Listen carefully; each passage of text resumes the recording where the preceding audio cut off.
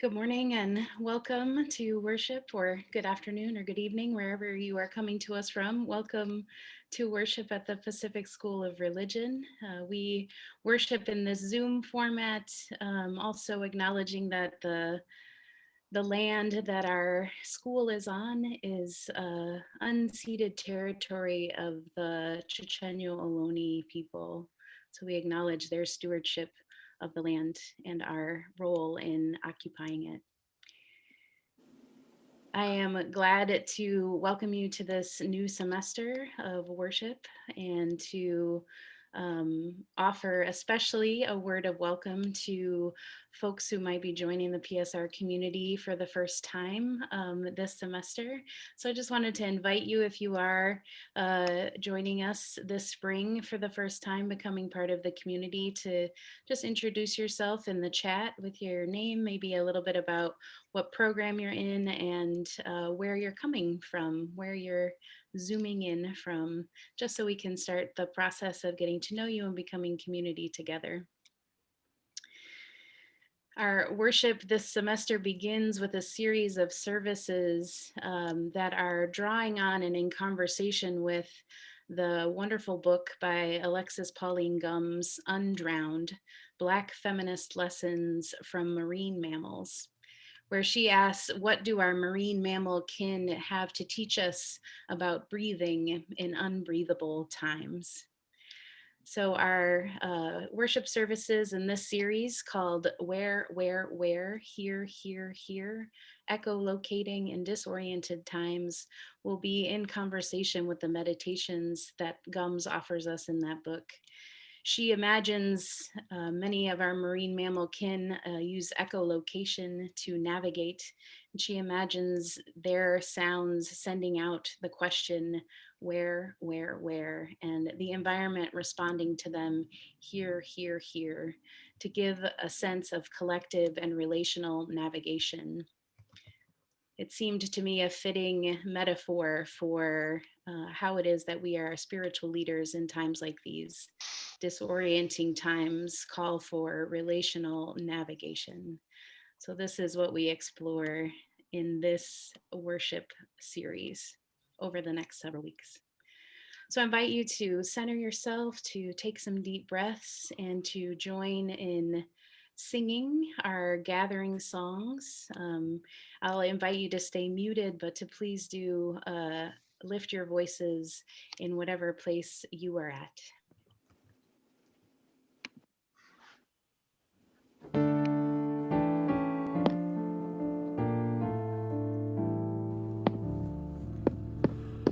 The storm is strong, we face the wind. The water rises, waves crash in. Where are we now? Where will we be? We seek the way that sets us free. The storm is strong, we face the wind. The water rises, waves crash in. Where are we now? Where will we be? We seek the way that sets us free. The storm is strong, we face the wind. The water rises, waves crash in. Where are we now? Where will we be? We seek the way that sets us free. Storm is strong, we face the wind. The water rises, waves crash in.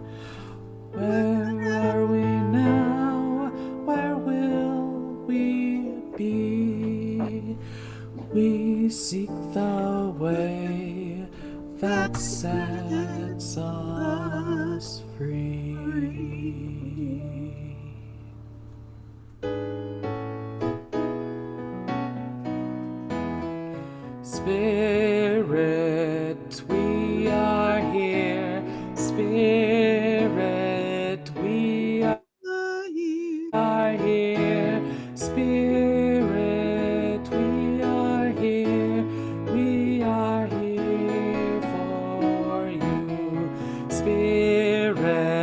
we are here. Spirit, we are here. Spirit, we are here. We are here for you.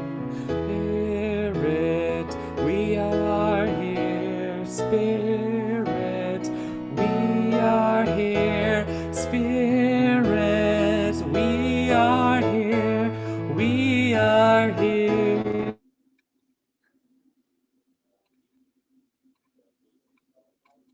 For you. Spirit, we are here. Spirit, we are here. Spirit, we are here. We are here for you.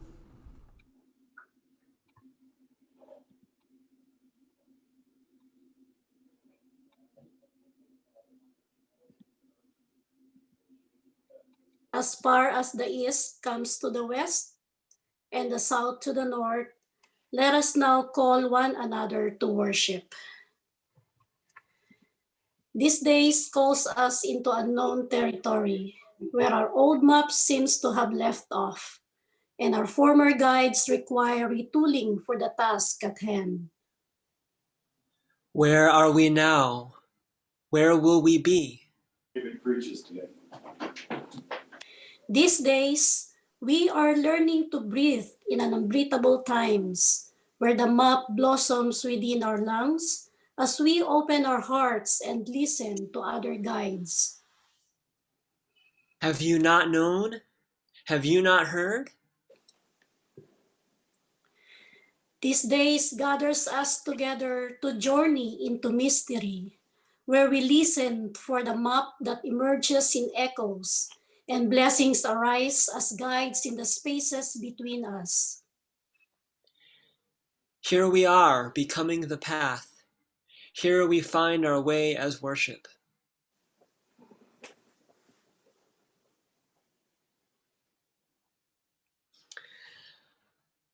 So I now invite us into a moment of listening. And for 2 minutes, I invite us to simply listen to the sounds that are in our own rooms, the sounds that are outside of our rooms and outdoors, and from coming from nature, and the sounds from our own bodies, and the sounds that we may hear through the devices that we're using to connect to worship this morning. And I invite us to listen for reminders about where God is in them, where we are perhaps being led, and to simply appreciate or enjoy or even perhaps struggle with our own soundscapes.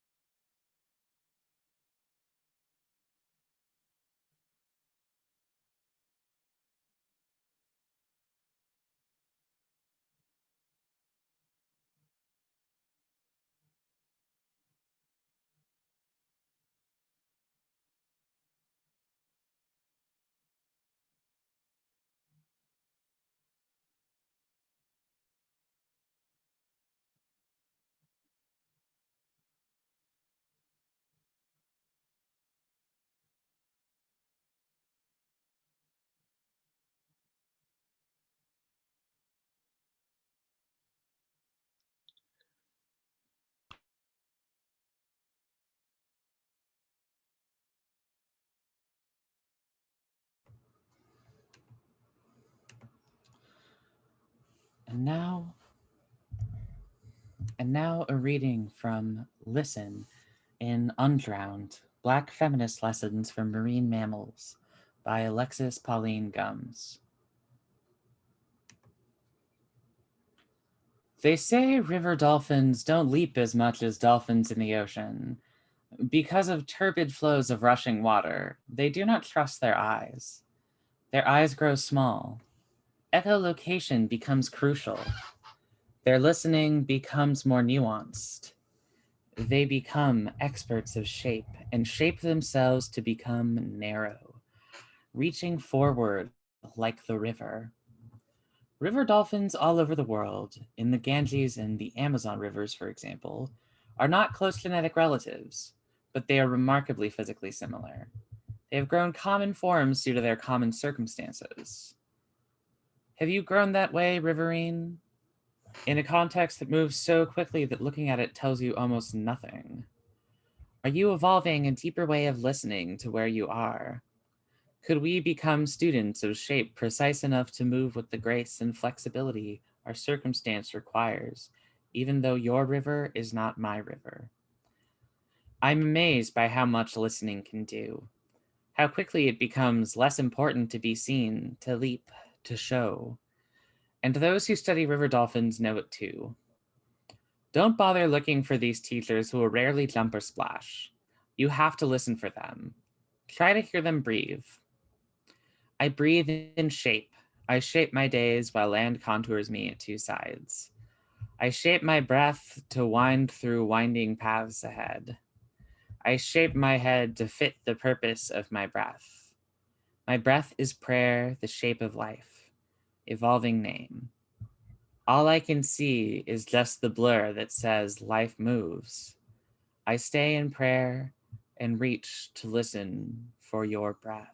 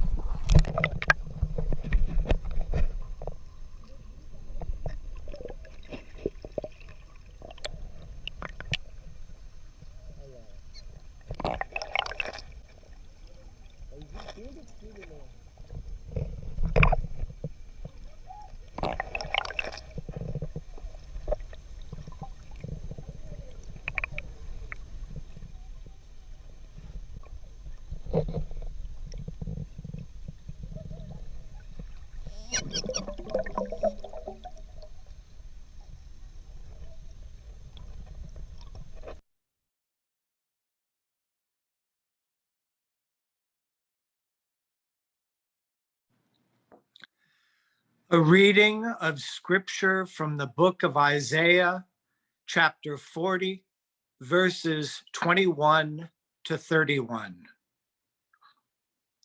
Have you not known? Have you not heard? Has it not been told to you from the beginning? How have you not understood from the foundations of the earth? It is he who sits above the circle of the earth, and its inhabitants are all like grasshoppers, who stretches out the heavens like a curtain, and who spreads them like a tent to live in, who brings princes to naught and makes the rulers of the earth as nothing.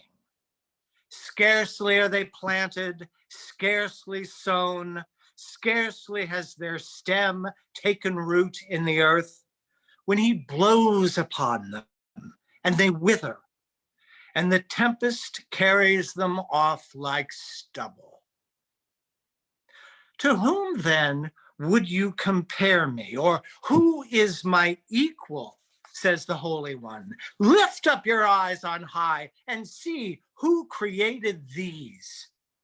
He who brings out their host and numbers them, calling them all by name, because he is great in strength, mighty in power. Not one is missing. Why do you say, O Jacob, and speak, O Israel, my way is hidden from the Lord, and my right is disregarded by God? Have you not known? Have you not heard? The Lord is the everlasting God, the creator of the ends of the earth. He does not faint or grow weary. His understanding is unsearchable. He gives power to the faint and strengthens the powerless. Even youths will be faint and will be weary, and the young will fall exhausted. But those who wait for the Lord will renew their strength. They shall mount up with wings like eagles. They shall run and not be weary. They shall walk and not be faint.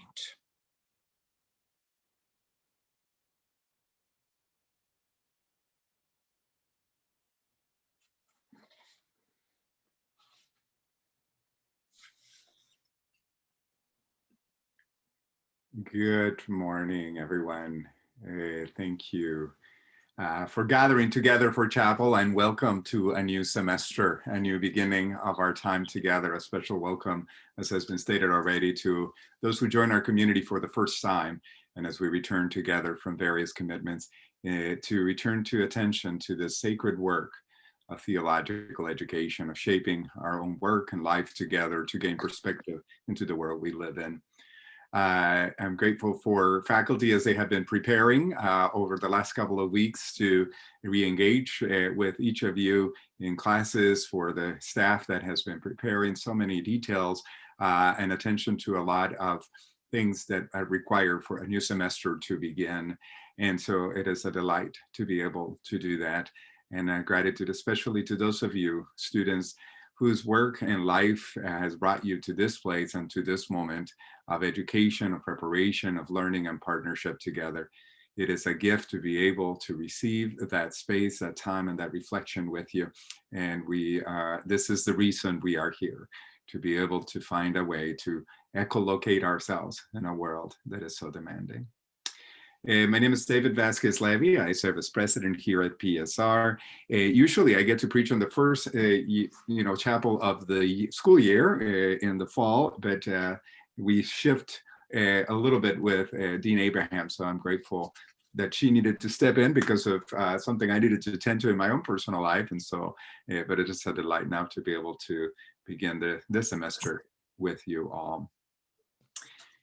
To survive the pandemic, over the last several months, I, like perhaps many of you, have needed to turn to words and people who are insightful, to the prophetic, to those who help me gain perspective on the large issues of the day. I have turned to late night comedians. They are the ones that really help to be prophetic. And I want to start our conversation and reflection today on the text from Isaiah, sharing with you one particular recent experience of those late comedians, a conversation between Trevor Noah, as he interviewed last week, Amanda Gorman, who was the poet that such a stirring poem at the inauguration. And they are discussing her upcoming a performance during the halftime at the Super Bowl, and the sheer unlikeliness of the fact that in the middle of the Super Bowl, there would be the proclamation of a poem. So let's give a listen for a few minutes to their conversation. Poetry, like some art forms, has its highs, and then it has moments where it disappears. Why do you think we should never forget poetry? What is it about poetry that you feel society needs to hold on to? Well, what I always say is poetry stands as a great reminder of the past that we stand on and the future that we stand for. I do not think it is any coincidence that when America seeks to kind of consecrate its ideals, it does so through poetry. I don't think it's a coincidence that we see a poem at the base of the Statue of Liberty as opposed to like a scientific formula or even a prosaic paragraph. Why is it that we call forth poetry in those moments? Or even point out to students, when you're at a Black Lives Matter march and you see, banners that say they buried us, but they didn't know we were seeds. That's poetry at the forefront of the racial justice movement. And so poetry, because it's values and its nature, I think it really becomes the language and the rhetoric of the people we get to kind of just stop that. I didn't know.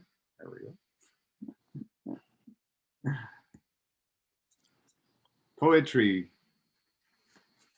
There is, I don't think it's a coincidence, she says, that we see a poem at the base of the Statue of Liberty, as opposed to a scientific formula, or even a prosaic paragraph. Poetry stands as a great reminder of the past that we stand on and the future that we stand for.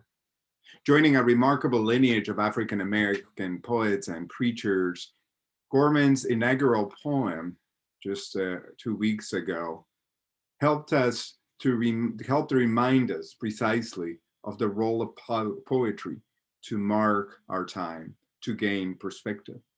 Its resonance has truly helped us to consecrate our ideals. On the day of the inauguration, there was a desperate need to be able to call on ritual, on our grounding foundational stories, and on our own sense of ideals, failed as they may be, in order to reclaim a core aspect of our democracy. What weapons could not do, words needed to accomplish. Ritual needed to be able to challenge the actions of others who try to create by fear a force.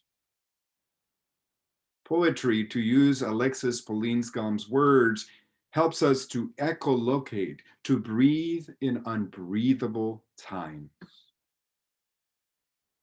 In the text from Isaiah, a people who could not breathe are told, after they held their breath for 39 chapters of accountability in the book of Isaiah, comfort, comfort my people, says the Lord. The book of Isaiah is a play in 3 acts. For those of you who have already been through your introductory courses to Hebrew scriptures, you will recognize this idea that the book of Isaiah is made up of 3 different parts, a play in 3 acts. The first part, first Isaiah often called, is this 39 chapters at the beginning that call to accountability the legacy of the nation. Each of these 3 sections of acts in the book begin by a poem. Hear me, says the first chapter of Isaiah, introducing this first part of it. Hear me, you heavens, listen, earth, for the Lord has spoken. I reared children and brought them up, but they have rebelled against me. The first act is one of recognition of the brokenness and legacy of accountability that the nation needed to be called to, that a people needed to recognize. The injustices that eventually led in their trying to understand their own exile. Then second Isaiah, after 39 chapters that focus on that very reality of accountability and the calls for justice, begins to shift the posture. Second Isaiah begins at the first part of the book. We started on verse 21, but at the beginning are those words. It's so familiar to many of us from musicals, from many other spaces. Comfort, comfort my people, says your God. Speak tenderly to Jerusalem and proclaim to her that her hard service has been completed, that her sin has been paid for. Listen to those words as we think about the current moment we are living with as a nation. The last year in particular, but the last 400 years in many other ways, have been calling for us to account for the ways that our injustices and inequalities have shaped our very narratives of ourselves and our actions. Out of that reality, perhaps not in a casual, causal way, we recognize that those inequalities lead to a brokenness in the nation that when some among us suffer, all of us suffer together. Over the last year, the death of George Floyd, as well as The realities of inequality made clear by the pandemic have been cause to recognize and to come to reckoning with the legacy of our communities. Into the space of reckoning comes the words of the prophet, inviting them in this second act to comfort, to healing, to imagine the possibility that we can make up and be redeemed for the legacies of our brokenness. These come not as simplistic, let's slap on a happy face, let's bygones be bygones, let's pretend that we are all of a sudden overnight colorblind society and everybody's equal in the eyes of God. True as that statement is, it is not so in the eyes of the state, in the eyes of of Wall Street, in the eyes of many of the ways even our educational institutions are shaped.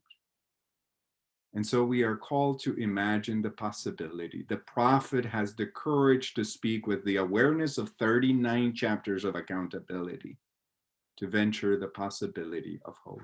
The third act of our Sea later on, beginning on chapter 56, takes place after the exile. The first act is as they are heading into exile, the reckoning of what has brought about in their own experience the accountability of their brokenness. The second act is one that calls for hopefulness, for comfort, for healing and transformation. And the third one is one that invites the people to think about how to live beyond the exile. And it begins in chapter 56 with a poem that says, maintain justice and do what is right. For my salvation is close at hand and my righteousness will soon be revealed. At each stage, the poetry calls for a shift in posture, in the accountability of the first movement, in the healing of the second, and in the call to action of the third. I found myself as well trying to think about how do I shift postures? Beginning on the inauguration of Donald Trump as president 4 years ago, many of us took to the streets in the Women's March to recognize the need to resist what we understood was being enshrined into our very politics in much more clear ways, in much more evident and ways in our nation. And so for 4 years, much of our posture for many of us was one of resistance, one of responding and resisting what every morning came out of a tweet at 3 a.m. It became so defining in our social movements that in a way we began to do that for each other and against each other. The calls, the failures of accountability at the very top of leadership meant we needed to turn on every leader to ensure we could call to accountability those we could, because we felt so frustrated that we could not call to accountability those at the top of the leadership of the nation. And yet that posture of response and resistance began to then place us, many of us, in the position of simply being responsive. It took away from many of us the ability to set the agenda on what needed to be done. The prophets recognize, Isaiah recognizes the need for a shift in posture for the people of Israel, who have learned in exile to live a certain way. So much so that when they hear from the prophet the possibility that there will be a highway in the desert that will lead them to freedom, it is perfectly understandable that their cynicism prevents them from believing that. It is perfectly understandable that they will look at anyone who will try to step up in leadership and offer a vision with a high degree of uncertainty and convinced that it may not be worth it. It is understandable that a people that have lived in exile, only responding to the oppression of others in their lives to be able to basically survive, have a difficult time changing their posture and imagining that it might be possible to return home to who they are, because they know that the home they left behind is now no longer available to them. And so even their very oppression can feel safer than the return home. And yet the prophet dares to speak. In a course we did last spring through Professors of Practice, a course engaging artists of color from the East Bay, one of the driving forces of that course was the idea presented by Jeff Chang, who was one of our professors of practice, that the core, that the basic unit of change is story. That if we are not able to imagine, we cannot bring about. Second, Isaiah speaks to a people that have been beaten by exile to try to encourage them to imagine a new vision. The proclamation Isaiah makes does not overnight solve all of the problems, rebuild the past that they imagine, but without that proclamation and vision, they are unable to imagine a way forward. So how do we change postures in this moment? Recognizing the legacy of reckoning that needs to continue, but change our postures to begin to do the hard work of the prophet, to imagine what may be possible, to call it out, to allow ourselves not only to be reactive, but to be proactive in what we encourage and think about. That is the hard work of the prophet. And in many ways, it is the work we are called to do.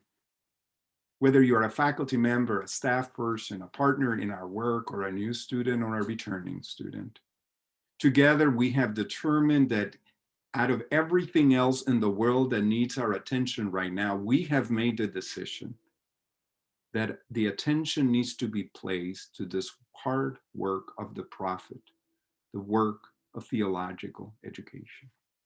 In our classes, in our conversations, while we feel that pressure to run to the streets and tend to that desperate need, or be distracted by the very emergencies in our own lives and households, we will be called upon to be attentive to this decision we have made, that part of our response needs to be to do the hard work of the prophet. To do the work of being attentive. The prophet says, have you not heard? It invites us to think about the very foundations and the beginnings of the earth. It invites us, as our author as well, and as our reflections do from Gumbs, to say that we need to be attentive to everything around us. The prophet says to be attentive to the grasshoppers and to the eagles.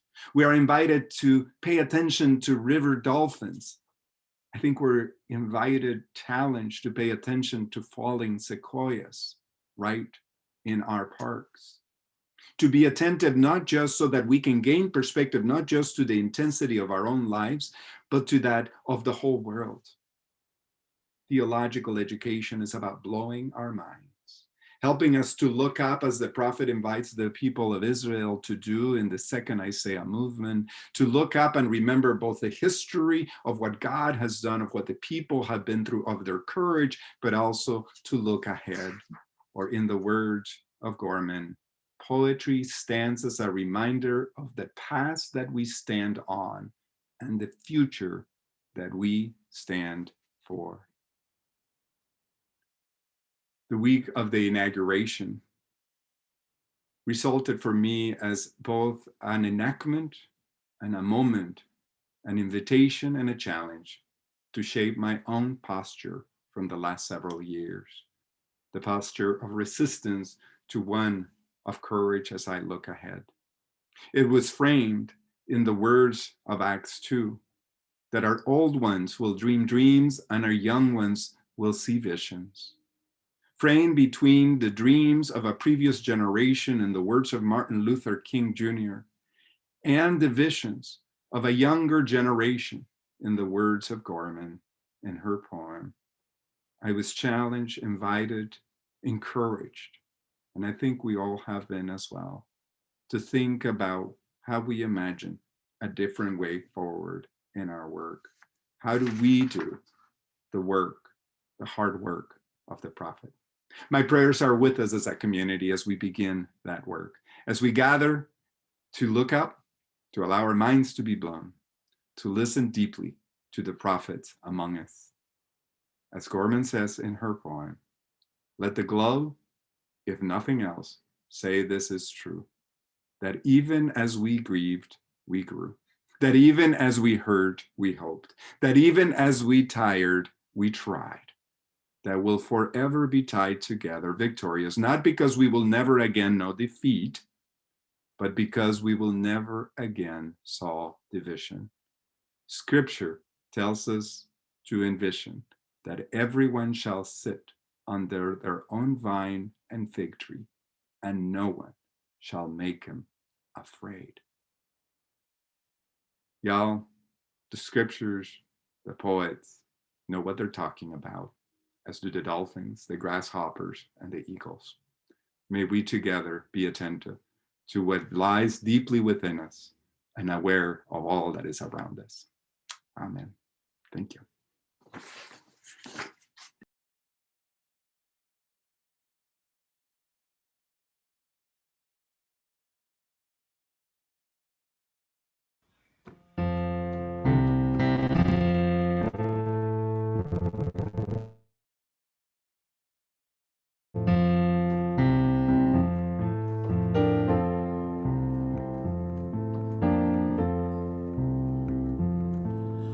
Listen more often to things than to beings. Listen more often to things than to beings. Is the ancestors' breath when the fire's voice is heard.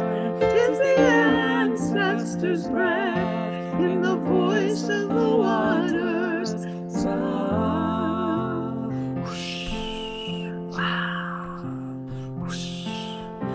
Those who have died have never, never left. The dead are not under the earth.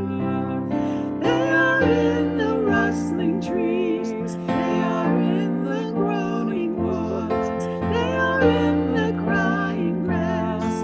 They are in the moaning rocks. The dead are not under the earth. So listen more often to things than to beings. Listen more often to things than to beings. 'Tis the ancestors' breath when the fire's voice is heard. 'Tis the ancestors' breath in the voice of the waters.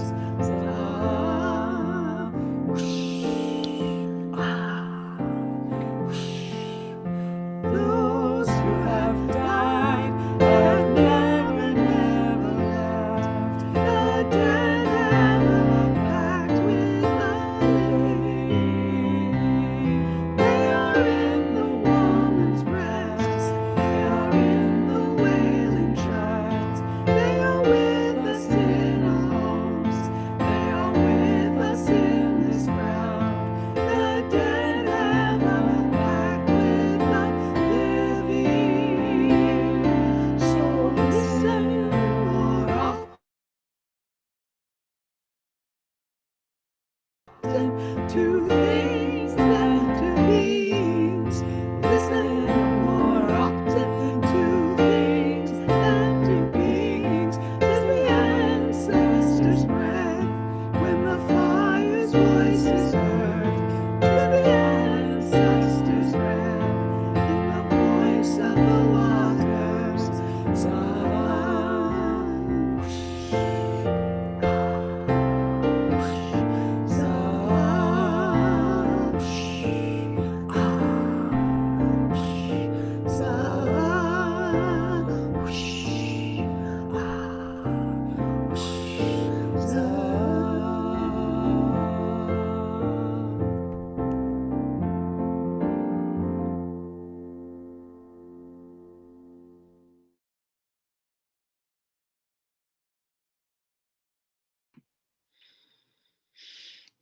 we come to the end of our time of worship together, I want to invite us to share with one another the work that we do beyond this space together. What are the announcements we have for one another, for the good of the community? You're welcome to unmute and share. If anyone is interested in joining a Racists Anonymous meeting, we meet on Thursday evenings at 6:45 on Zoom. Please contact me. Everyone is welcome. We feel like everyone probably has some biases or, a little racism inside of them that they can work on, and it's all about working on your own racism. Thanks. Thanks, Alma.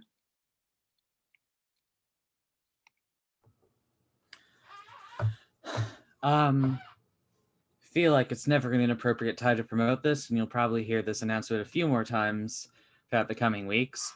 But and you'll see a link in the chat, but if you enjoy community worship, if you want to get to know your fellow students and some staff and faculty better, if you want to have some voice in how these services happen, be it in planning, in leadership, in reading, in singing, in contributing art, well, there is a form perfectly suited for all of those desires. It is, of course, the worship volunteer form. Fill out your information. Got distracted for a moment. Fill out your information, and Dr. Fetterman and I will receive it, and you'll be liable to get contacted from probably me in worship planning to ask if you're interested in leadership or other involvement in worship. I hope you do. It's a great way to get to know people, especially since this distance learning means that a lot of the ways in which different cohorts get to mingle are not available. So that's the good word there. Thanks, Sharon, this is a reminder Yeah. for the United Methodist Student Gathering tomorrow at 2 o'clock. Thank you. Also, an invitation today at 12:30. We'll continue our community sacred conversations on what is safety for us. Today we'll be hearing from faculty and staff in the fishbowl, but everyone is invited and encouraged to attend as we continue to move deeper into our hope of becoming a community that accesses alternatives to policing. The link for the Zoom is in the chat. Yeah, President David. Again, a word of thanks and gratitude to the worship team and our planning and for gathering and for all of you to gather today, and to encourage you to make this a part of your practice and life together in community.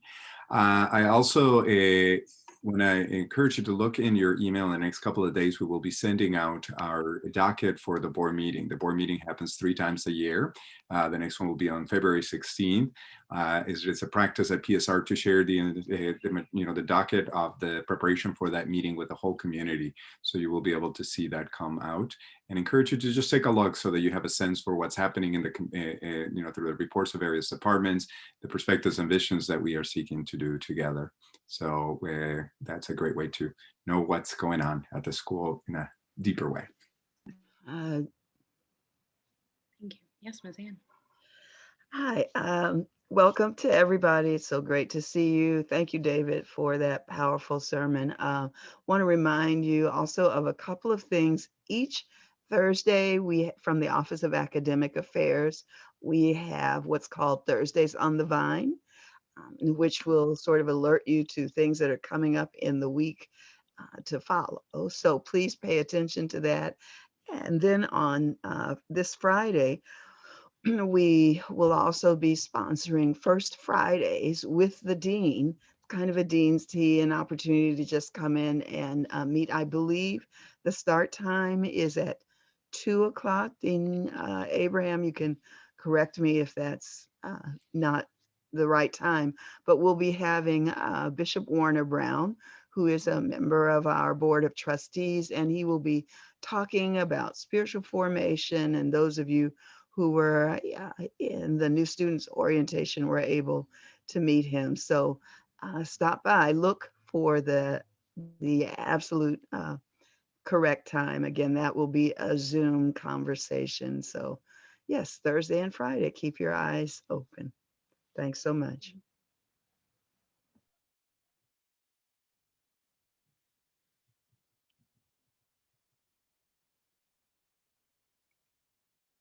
Awesome. Well, thank you for those invitations to be in community and to do the prophetic work we're called to outside of this space.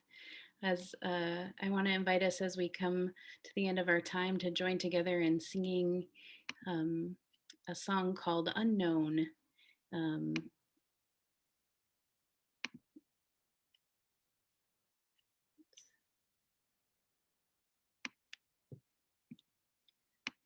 Oops.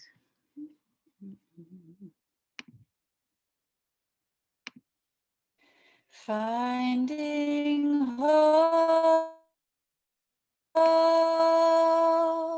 in all that is unknown. We breathe, not alone.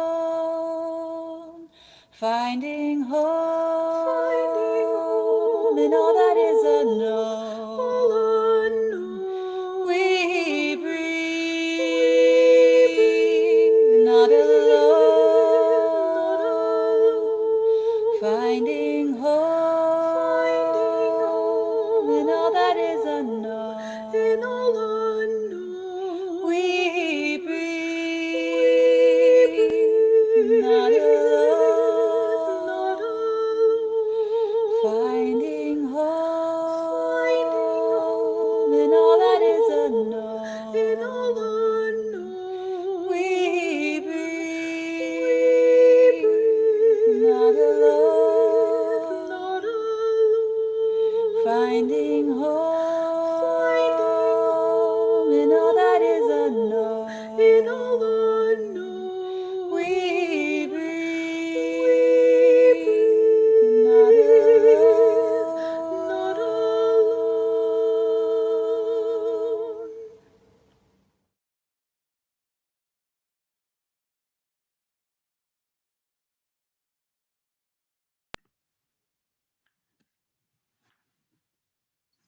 Please join me in a word of prayer as we conclude our time together.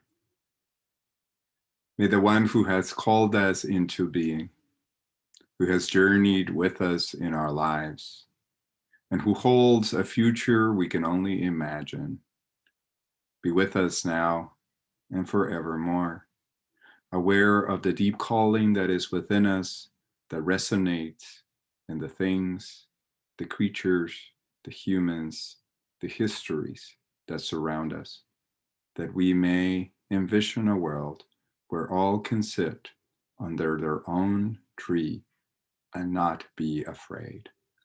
Amen.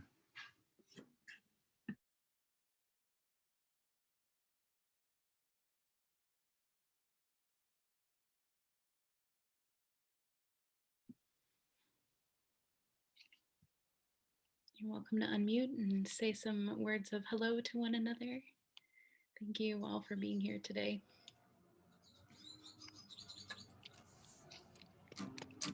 Dr. Levy, I just have to say that I preached at my church this week, and the sign this was my prop for my sermon, that my background. It says, "Pay attention, it's your only hope." My dad painted that for me. And so basically I was saying the same thing that you were saying is, kind of pay attention to everything because it's happening. Thank you for that. Up to your dad. That's great. My dad has passed away 2 years ago now. But yeah, he's still in my bedroom with me because of the pandemic. I have his ashes. I still have to take him to the beach before I move to Georgia, because I'm moving to Georgia in the middle of the semester. Oh. Yeah, it's going to be a crazy semester. Welcome to everybody from me and from Katie. especially our new students. Hi, Katie. Both Katie and Winston have enjoyed Aw. the benefit of worship today. Glad someone's animal did. My dog took off. I know. Moses